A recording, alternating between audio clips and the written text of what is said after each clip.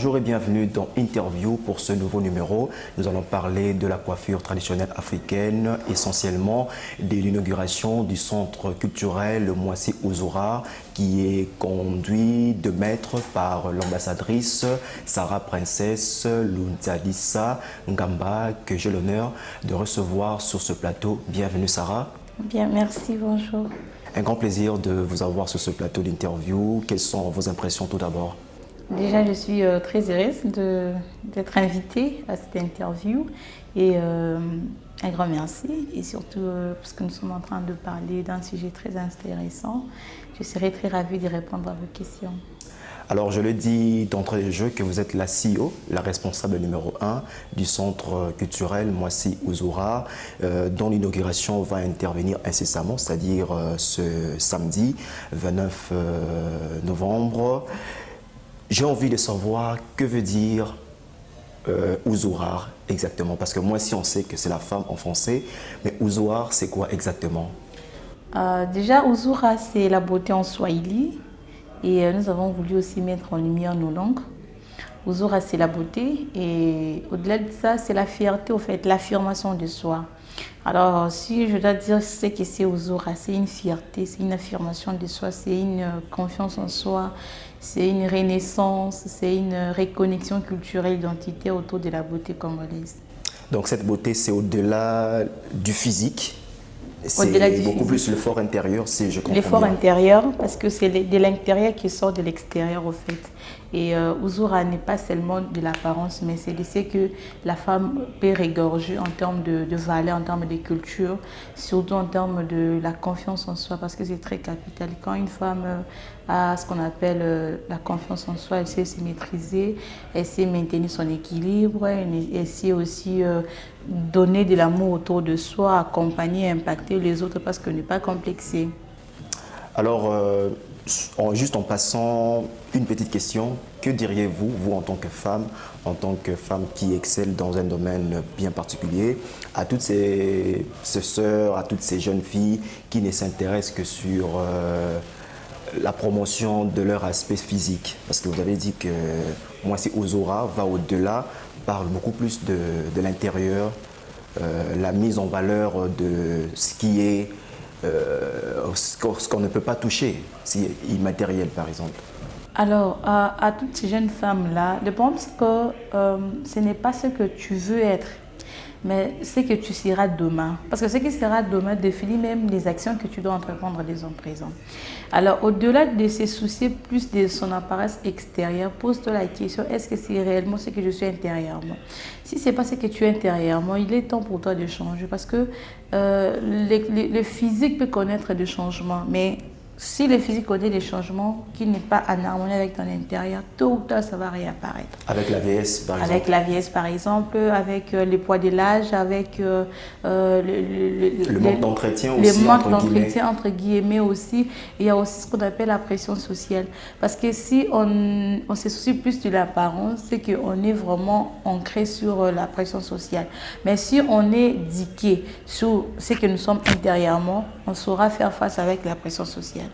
On va entrer dans le vif du sujet. Moissy Ouzora, le centre culturel Moissy Ouzora va officiellement voir le jour ce samedi 29 novembre. Quel est l'objectif que vous comptez atteindre au travers de cette initiative? Parce que il vous souviendra que vous n'êtes pas le seul centre qui va voir le jour. Il y a la concurrence, il y a d'autres centres qui existent déjà. Quelle est la particularité de votre établissement, de votre structure, de votre initiative? C'est notre spécialité au fait. Nous ne sommes pas seulement un centre, mais nous sommes un centre culturel pour la promotion de l'identité de la femme africaine.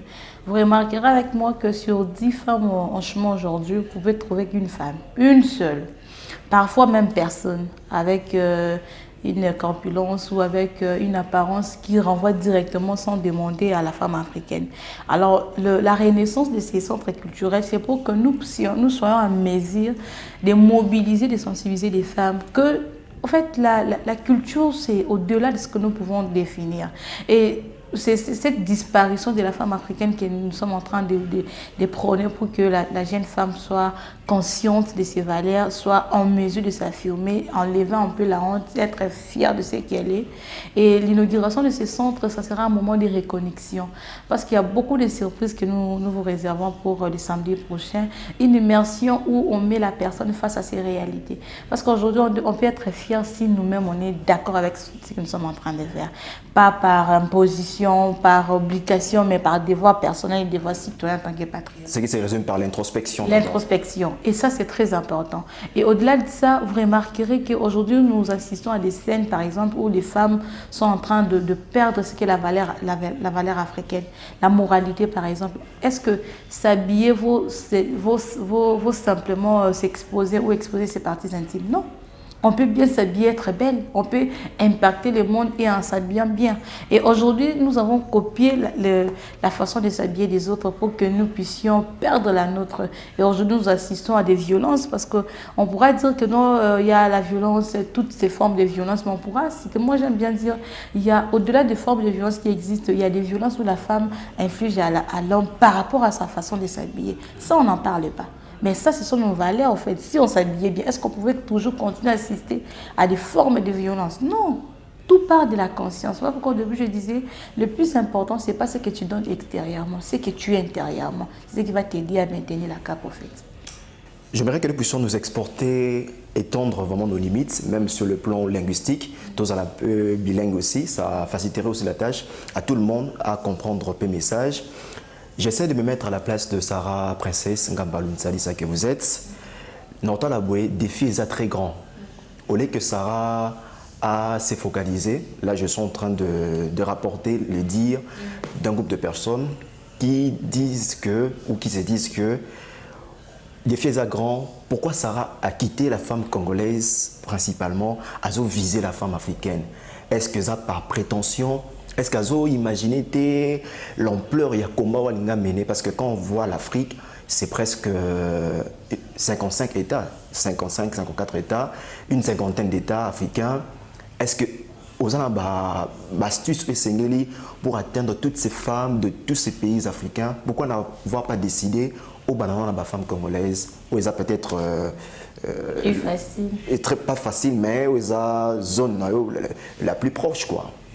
Alors, c'est des questions d'ailleurs que je reçois aussi à tout moment. En fait, ici nous sommes au Congo, mais nous parlons du continent africain. Et l'histoire du continent africain dépasse les limites, en fait. Il y a la philosophie, il y a la colonisation, il y a tout ce qui va avec pour qu'aujourd'hui nous puissions parler sur la renaissance de nos identités, au fait, dans tout ce qui va avec. Alors, pourquoi on a choisi d'aller en Afrique directement? Nous avons le numérique aujourd'hui. On ne peut pas se déplacer physiquement, mais à travers le numérique, on va atteindre les mondes. Aujourd'hui, on peut organiser beaucoup de forums en ligne, beaucoup de conférences, beaucoup de colloques, beaucoup de sommets. Par exemple, Google Meet. Google Meet, on peut réunir tous ces pays-là, tous nos sœurs du continent pour que nous puissions réfléchir. Et chacun maintenant aura à faire la décentralisation de tout ce qu'on saura se dire en ces moments-là pour que sensibiliser dans son coin en fait. Et du coup, aller directement de l'Afrique parce que nous ne voulons pas seulement limiter la communication, nous voulons aller jusqu'à l'international et pourquoi pas réfléchir plus tard, organiser des colloques où on va réunir tous les pays africains autour de l'identité de la femme africaine. Parce qu'aujourd'hui, je vous jure, on n'a pas l'identité. L'identité reste encore à compter alors qu'il y a beaucoup de disciplines autour de notre culture africaine congolaise que nous pouvons consolider pour renforcer les liens diplomatiques de notre culture, pour consolider les liens territoriaux par exemple de notre culture, pour aller au-delà de ce que nous pouvons dire que c'est la coiffure. Oui, à travers la coiffure, c'est la beauté extérieure, oui, mais au-delà de la beauté, au-delà de la coiffure, il y a tout un message, il y a tout un système qui est juste là posé pour que nous puissions nous éloigner de notre culture. Mais moi, je n'aime pas, avant je condamnais au fait qu'on nous a imposé, non. C'est vrai, il y a des moments où c'était une obligation de couper les cheveux, de se défriser pour être conforme et tout, mais à un certain moment, la décision est revenue à l'individu. Parce que si on te met devant un fait accompli, tu as le choix. Au moment où on t'oblige pas d'aller acheter X ou Y pour paraître très belle, tu as les choix. Au moment où tu fais les choix personnels pour ta beauté, c'est la responsabilité te revient. À un moment, on pouvait se dire que non, on était obligé, c'était la colonisation, mais après la colonisation, qu'est-ce qu'on a fait? Est-ce qu'après la colonisation, tout le monde n'avait pas retrouvé sa liberté? Aujourd'hui, tu peux sortir, personne ne te demandera tu vas où? Mais avant, ce n'était pas ça. Aujourd'hui, tu peux te dire qu'aujourd'hui, je prends mon avion, je vais ailleurs, tu t'installes et puis voilà, il y a un certain nombre de libertés. Une nouvelle vie. Il y a un certain nombre de libertés aujourd'hui qu'on peut attribuer à l'individu qui lui permet au fait de décider sur ce que sa question d'identité. Parce qu'on ne peut pas continuer à dire que non, on nous avait après ça. Qu'est-ce que toi-même tu as fait dès lors que tu as appris l'information, tu vois? Je pourrais même citer ici directement pour parler du fléau qu'il y a aujourd'hui. On assiste à des scènes où, tu vas voir, dans un mariage coutumier, par exemple, pour en arriver juste là, nous sommes africains. Nous parlons de nos traditions, nos rites, au fait. Tu vas voir, l'homme va se focaliser de remplir ce qu'on appelle la dot, les devoirs coutumiers et tout. Qui sont symboliques. Symboliques. Et la famille prendra tout son temps de faire des recherches et tout. Mais toi, la femme, c'est quoi ta responsabilité? Par nayo izanini, dans le mariage coutumier. Est-ce que tu es juste focalisé à être belle de l'extérieur? Est-ce que tu prends le temps de vérifier c'est quoi ma coutume? Qu'est-ce que chez nous on dit lorsque je dois me marier en tant que femme? C'est quoi la sécurité? Aujourd'hui, tu vas voir une femme, elle prend son argent, elle fait des très jolies robes, maquillage et tout, talent et tout, mais sous sa tête, s'il vous plaît, c'est pas culturel, c'est pas congolais, c'est pas de sa tribu, c'est Occident. Plus, je dirais Occident et tout. Mais Occident, c'est d'abord sa chevelure Occident. Et nous, c'est pas nous. Au moins, on doit avoir le courage au fait d'admettre, d'affirmer, même dans les moments importants, de laisser la place à nos ancêtres. Je vais vous choquer, les risques quand une femme ne respecte pas la tradition pendant les mariages coutumiers, elle est vouée à la stérilité, au déséquilibre émotionnel, il y a des problèmes spirituels qui s'ensuivent, il y a des problèmes sociaux, et tout ça, on ne s'en rend pas compte, parce qu'on n'en parle pas. On doit commencer à en parler, à évoquer pour que les femmes prennent conscience du risque, du danger, que lorsqu'on se marie, ce n'est pas seulement la fête, ce n'est pas seulement la parure, mais c'est le respect de notre tradition. Parce que si l'homme, par rapport à la dot, il ne paye pas la dot, vous allez voir que la femme aura des problèmes. Mais pourquoi il doit payer la dot? C'est ça le départ. C'est ça le départ. Si l'homme ne donne pas, par exemple, la machette, si l'homme ne donne pas les macasses, si l'homme ne donne pas la chaînette de la maman, si l'homme ne donne pas vraiment la quintessence du sens du mariage coutumier, vous allez voir des répercussions. Mais l'homme s'y bat de son coin pour qu'il n'y ait pas de répercussions. Mais toi, la femme, qu'est-ce que tu en fais? Voilà pourquoi nous avons voulu aller de façon continentale, vraiment à l'international, pour toucher directement. Comme ça, on fera une paire à deux pour que tout le monde soit sensibilisé autour de la question pour ce qui est de l'affirmation de son identité. Il y a une expression qu'on dit souvent en lingala, le lingala qui fait partie des 4 langues nationales congolaises, et c'est aussi les cheveux, suki, parmi les matières centre culturel, centre culturel, moi aussi Ozora, à Exploitaka. Quand on parle de la coiffure traditionnelle, Ezanine exactement, parce qu'aujourd'hui on parle de la coiffure traditionnelle, Ezanine, il y a ceux qui ont une antenne, vous voyez dans ma film, il y a la vie est belle à l'époque, et particularité dans les vraiment nini par rapport à la coiffure, peut-être en l'occurrence côté Occident ou encore ailleurs. Voilà, alors déjà ma coiffure nabiso africaine, elle est très différente de ma coiffure à Batemoussousou. En Afrique, la particularité de nos textures. Par exemple, oui, autre monde par exemple, autre bien maman Bobi Ladava. Parce que c'était parmi des coiffures où maman Bobi, l'épouse de femme au bout, abandonne ça la mingi par na ba moment na bango important et puis abandonne lingango mingi. Aujourd'hui, nous avons mis en lumière la coiffure. D'ailleurs, c'était parmi des coiffures et battre vraiment record depuis qu'on a commencé la promotion de la coiffure et beaucoup de femmes très sollicitées, beaucoup de femmes, des figures emblématiques dans notre pays, et tout. D'ailleurs, ça sera aussi mis en avant le 29. Alors, qu'est-ce que nous devons retenir de nos coiffures africaines? C'est que nos mamans, avant qu'il y ait d'abord la déportation de l'homme à l'Occident, nos mamans prenaient soin de leur coiffure. elle s'est tressée, il y avait la transmission, il y avait l'appartenance ethnique, il y avait ces significations autour de la spiritualité, sur une femme qui est célibataire ou celle qui n'est pas célibataire, l'autre qui est mariée, l'autre qui est divorcée, l'autre qui est veuve, à travers la coiffure. Maintenant, le problème est venu d'où? Lorsqu'il y a eu maintenant déportation de l'homme à l'Occident, nos mamans n'avaient plus pris le temps ou soit les soins de prendre avec eux du matériel et ce qui fait que pendant l'esclavage, ceux qui ont comme ébélé, produit tant matériel les allaient parce que qui ancré na travaux forcés et tout, civilisation et tout, et du coup va faire comme salité, vu que c'est bouclé et tout, c'est dur et tout, la texture afro, et les blancs trouvaient que c'était sale. Pas parce que c'était sale, mais parce que les temps d'en prendre soin, ça l'a été. Pas aussi volontairement, parce qu'ils étaient obligés des travaux forcés. Et du coup, comme les coiffures devenaient sales, on a été obligés soit de trouver les défrisages pour défriser et les couper au fait pour leur rappeler qu'ils étaient soumis à l'esclavagisme. Et jusqu'à ce qu'il y a eu des mouvements qui ont déclaré que la coiffure là puisse être remise sur pied et tout. Vous voyez un peu. Alors, pour retracer très rapidement les coiffures africaines, nous avons ce qu'on appelle aujourd'hui Basuka Maboko. Au moins, Basuka Maboko, la classe, ça va étoile. Bala, tout ça, ça étoile. Basuka coiffure traditionnelle. Coiffure africaine, parce qu'à travers les tresses, nos mamans utilisaient les techniques au bon graine et maïs, parce que la manière de tresser, on crée un chemin en milliers, comme des petits boulevards, comme des petits tracés, et c'était des communications, parce qu'elles ne pouvaient plus se dire que notre Okima tel jour, non, parce qu'on mais à travers la coiffure. Elles ont traversé, elles ont résisté, elles ont tenu jusqu'au bout, vous voyez. Et les antennes, c'est très typique parce qu'à l'époque, nos moments, on a vu son au fond des antennes. Mais aujourd'hui, nous avons remis goût à la coiffure aux antennes pour montrer qu'au-delà de la tu peux sortir avec. Il y a des événements où moi, j'ai fait mes antennes et tout le monde était très content de ça. Et ce sont des types de coiffures que nous pouvons retrouver à l'Équateur où nos mamans, nos jeunes filles ont encore ces goûts-là. Même dans le Congo central aussi. Dans le Congo central aussi, où nos sœurs ont encore le goût de la coiffure africaine. Alors, si on n'en revient pas pour mettre cela en avant, ceux-là auront l'impression que Batakin baleki bango, alors qu'en réalité, bango de baleki Batakin, parce que bon, on a originalité. Ici, on a perdu notre valeur, notre culture. Et alors, on a remarqué même l'affiche, il y a affiche officielle, il y a sortie, il y a inauguration, il y a centre culturel, moi c'est aux Ozora.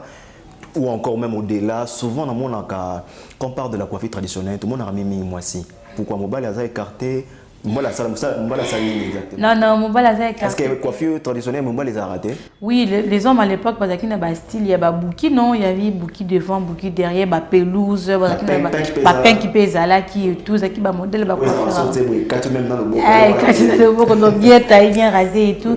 Mais les hommes aussi sont concernés dans la promotion de la coiffure parce que vous savez, aujourd'hui, si une femme. Et permettez-moi directement d'enchaîner aussi notre question.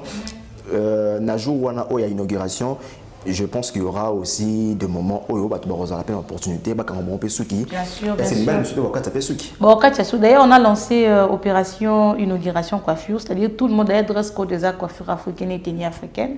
Donc déjà à partir de lundi, j'ai dit tout le monde est la bienvenue de passer au salon. Donc ça, il y a un ouais, pour les tresses et tout, parce que ça sera vraiment sublimé les 29 et tout. Et les hommes sont concernés, j'étais en train de dire, pour la promotion de la coiffure africaine. Vous savez, aujourd'hui, une femme est en confiance lorsque son mari l'a dit. Alors, si les hommes commencent à admirer la beauté de la femme africaine, c'est au moins 50% des femmes qui vont reprendre la confiance en soi, qui vont s'affirmer parce qu'elles savent que leur mari est bon dans la coiffure africaine. Voilà pourquoi les hommes sont très encouragés à soutenir la promotion de la coiffure africaine pour remettre la confiance à nos sœurs qui est basée à la complexité pour le bâtir que nous avons Occident. L'Occident c'est bien, mais il faut se poser de bonnes questions. C'est pas nous, c'est pas notre culture. On doit faire avec notre culture pour laisser une génération. Avec centre culturel, moi c'est Ozora, les lots Totan Bourban officiellement après inauguration. Tu as souvent cheveux naturels, cheveux je dirais artificiels ou encore je dirais synthétiques. Nous, on utilise plus les fibres naturelles. Et avec ces fils-là, on peut faire beaucoup de modèles avec. Est-ce que c'est écologique? Oui, pour la protection de oui, oui, l'environnement. c'est écologique pour la protection de l'environnement parce que déjà, ce qui détruit aussi l'environnement, ce sont tous ces cols-là que nous voyons et tout. Ça détruit d'abord la couche d'ozone, il y a les réchauffements climatiques et tout, tout ce qui va avec. Alors nous, lorsqu'on prend la culture africaine, c'est pour réparer justement ces dégâts-là parce qu'on n'utilise pas des cols déjà, on est vraiment dans tout ce qui est biodégradable pour sécuriser l'environnement et tout. Et c'est ce que nous sommes en train d'encourager à toutes les femmes parce qu'aujourd'hui, si on doit faire même un bilan par jour ou par mois, c'est 1 million ou 7 millions de dollars qui les fruits des capitaux et tout. Mais si on rentre on rentre dans nos origines, vous allez voir qu'on va promouvoir l'entrepreneuriat féminin autour de la transformation de produits de chevet, de tout ce qui est gamme capillaire, afro et tout. Ça, on va encourager l'agriculture. Autre préoccupation avec le centre culturel, moi aussi, Ozora, bon, ça va rappeler récupération des cheveux pour les réutiliser. Parce que déjà, vous allez là, où ils ont peut-être périmé, vous retravaillez cela pour la réutilisation, ça arrive aussi? Non, non, ça n'arrive pas. Nous, lorsqu'on utilise les matières, parce que déjà c'est la tête d'une personne à une autre, il y a la transmission de sueur et tout, on n'aime pas mélanger. Chaque personne est unique avec ses textiles afro et on essaie d'adapter en fonction des modèles choisis et tout. Pour récupérer les mèches, on ne veut pas parce que déjà quand on récupère pour mettre chez une autre personne, c'est ce que nous on ne veut pas parce que c'est son esprit au fait. La coiffure, c'est l'esprit de la personne. Et lorsque vous les mélangez, c'est ce qu'on la coiffure, c'est l'esprit de la personne. C'est l'esprit, c'est la vie, parce que la coiffure, notre vie dépend, parce qu'à travers la coiffure, d'abord, tout ce que nous avons. C'est le fait d'être lié à la tête. Lié à la tête, à nos cellules, au sang, c'est ce qui fait l'ADN même de la personne, parce que à travers la coiffure, vous pouvez faire les tests de l'ADN pour voir si vous êtes le même groupe et tout, tu vois un peu. Donc, au-delà de l'appareil, c'est tout un système généalogique et tout, vous voyez un peu. C'est comme ça que tu vas voir, famille n'a bon pas qui est belé, famille n'a pas qui est katana. Pourquoi est-ce que il y a dans d'autres provinces, il y a des celles qui ont de longs cheveux, d'autres qui n'ont pas de longs cheveux. Tout est lié à la génétique, en fait. Voilà pourquoi nous on refuse de mélanger. Raison pour laquelle même on encourage les coiffures africaines, parce que lorsqu'on passe au mélange, c'est-à-dire qu'on peut prendre même de l'Indien. On prend, il y a Indoyen, en haut, non, c'est pas bon. Méli-mélo.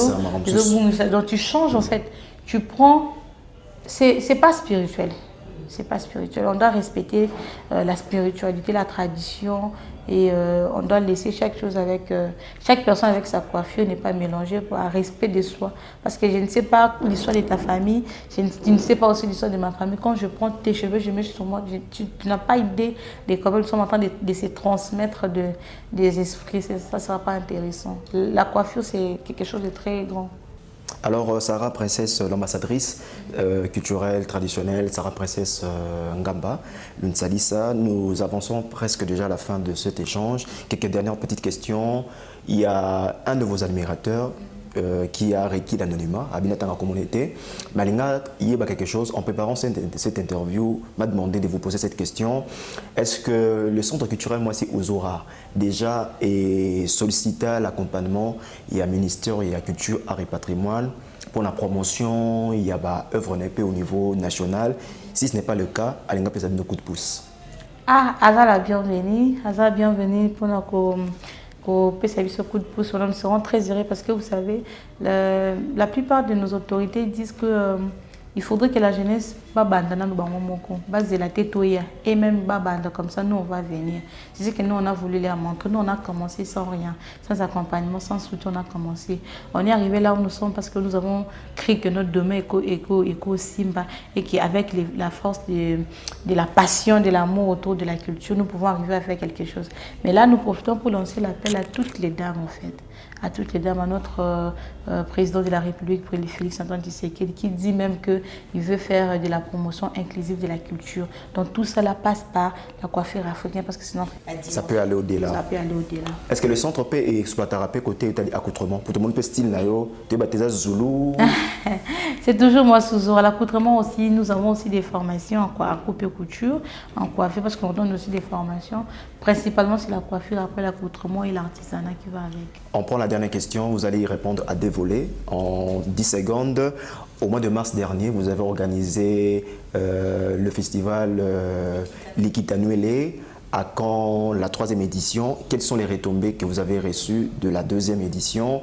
Et votre mot de la fin, à toutes les personnes qui vous ont suivi? Un mot d'encouragement surtout aux femmes africaines. Ouais, merci beaucoup. Les retombées, elles est telles que les femmes ont accepté de s'affirmer, telles que je disais tantôt. Aujourd'hui, tu peux voir des femmes en train de faire des tresses africaines. C'est parce que nous, on a pris les risques d'oser.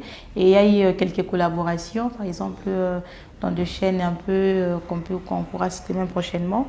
Mais aussi, quand la 3e édition, c'est l'année prochaine, vers le mois de juillet, on va faire la 3e édition. Ça sera d'ailleurs le colloque international autour de la coiffure africaine. Et d'ailleurs, qui nous demandera ce qu'à tout le monde puisse mettre la main dans la pâte.